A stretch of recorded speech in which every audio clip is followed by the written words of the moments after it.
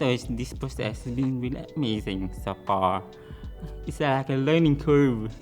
Yes, for everybody who have never worked with a deaf dancer before. So actually the first time. So like learning from other people as well. Even you can develop this project, like build this, that is really fantastic. If you don't like the counts, ignore them. And you could, yeah, so you can choose. I will show you the counts also on paper. When you're in the room, it's just being aware that interpreters need breaks and to not talk like really, really fast because then we can't keep up, and not everyone talk at the same time because, again, that makes it really difficult.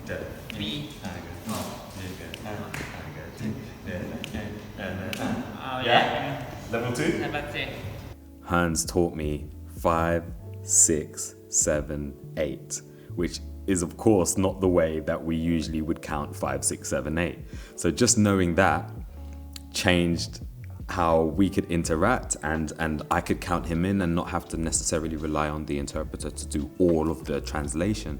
Learning basic signs and signs of the industry and of the craft. Cut. Action.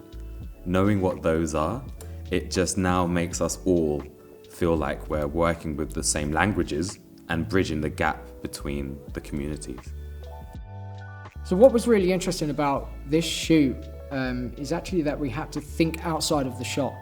So with Amy signing off camera, Hearns obviously had to be able to see her. That was something I never thought about, working with Hearns and lighting a scene like this.